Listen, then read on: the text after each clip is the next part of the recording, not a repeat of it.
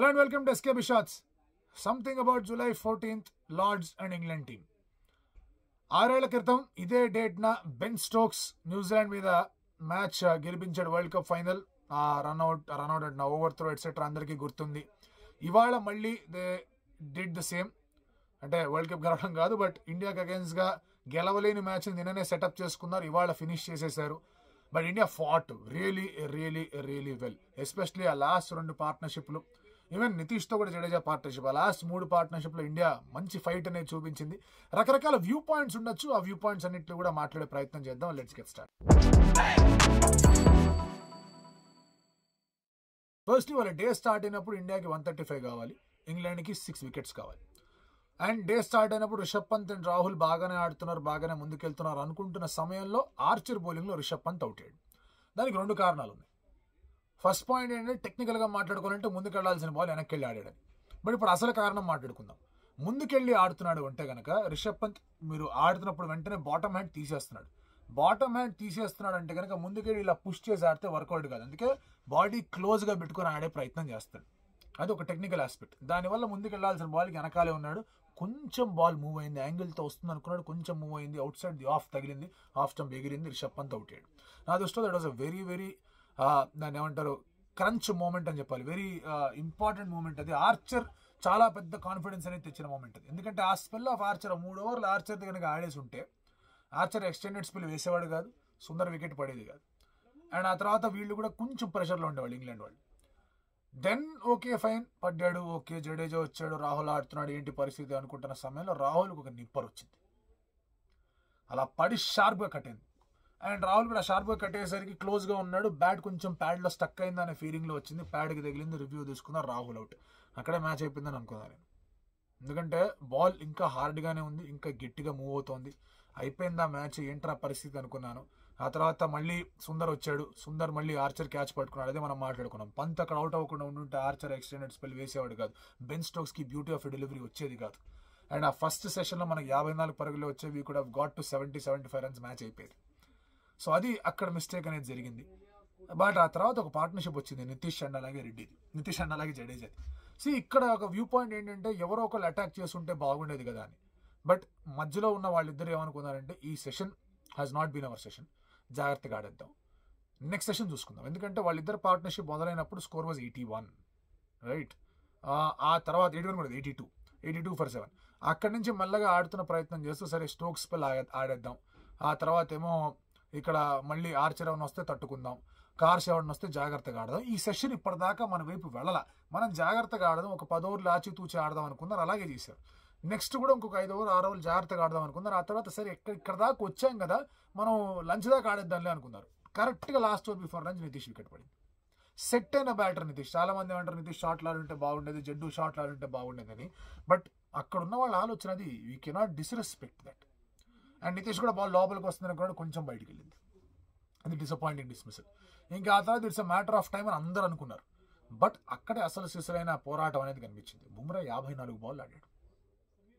And వీళ్ళిద్దరి మధ్య partnership అసలు వేరే లెవెల్లో ఉండింది. 112 దగ్గర ఎప్పుడైతే వికెట్ పడిందో 147 దాకా ఆ పార్ట్నర్షిప్ వెళ్తూ వెళ్ళింది. రన్ అండ్ ఓవర్ కొట్టారు. బుమ్రా ఒక పుల్ షాట్ కొట్టాడు ఆర్చర్ని, ఆ తర్వాత బ్లాకెథాన్.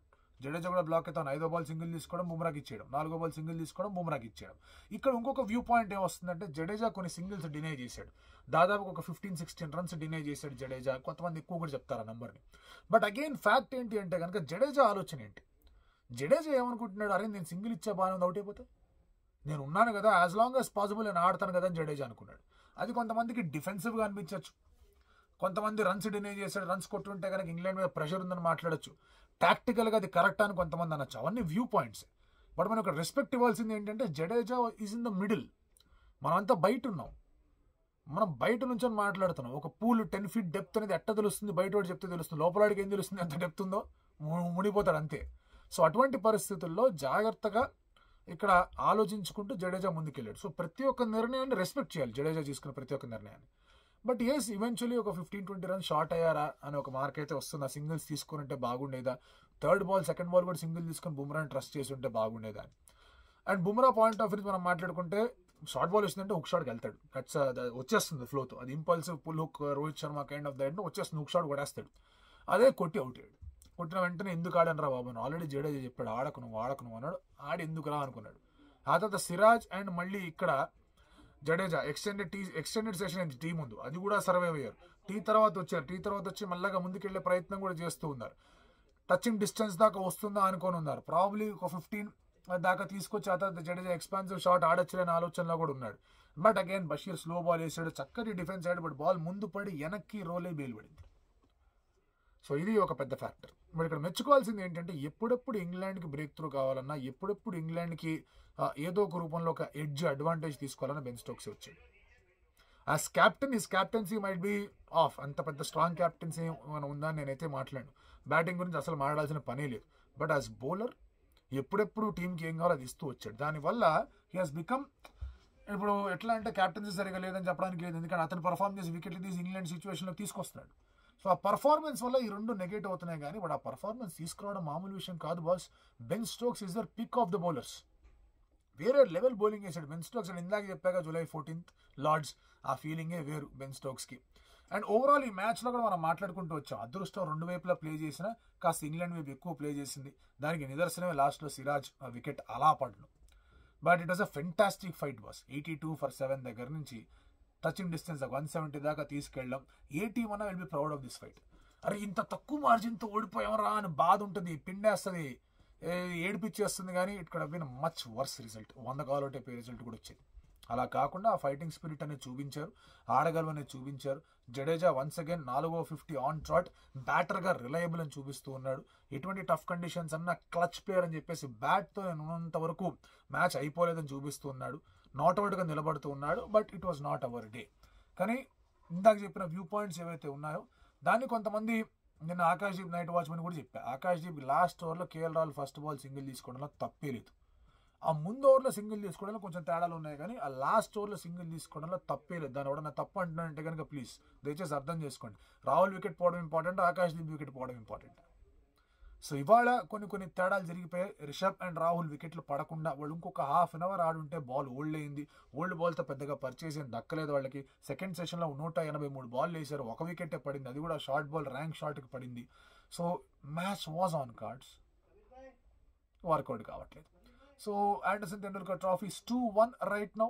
అండ్ ఇంకా మాంచెస్టర్లో ఒక మ్యాచ్ ఉంది, ఓవల్లో ఒక మ్యాచ్ ఉంది. సెంటిమెంట్లకు వెళ్ళకండి. బుమ్రా వస్తే మ్యాచ్ ఓడిపోతుంది, బుమ్రా లేకపోతే మ్యాచ్ గెలుస్తుంది, ఈ సెంటిమెంట్లు వద్దు. అండ్ అలాగే ఇంకేమో ఉంటాయి, రకరకాల సెంటిమెంట్లు ఉంటాయి మన దగ్గర. అలా ఉండే నేను సెకండ్ బ్యాటింగ్ చేస్తే మ్యాచ్ ఓడిపోతాం, ఫస్ట్ బ్యాటింగ్ చేస్తేనే మ్యాచ్ గెలుస్తాం, ఇవన్నీ వద్దు. We fought well, we did well, but కుదరలా. నిన్న నాయర్ అండ్ గిల్ తొందరగా పడిపోవడం కూడా పెద్ద ఫ్యాక్టర్ ప్లే చేసింది. Overall well done to Ben Stokes and England, well fought team India. Siraj out అయిపోయినంత ఇలా ఉండడం అనేది కొంచెం బాధ కలిగిస్తుంటుంది. Very good match, very good test match, అందులో ఎటువంటి డౌట్ లేదు.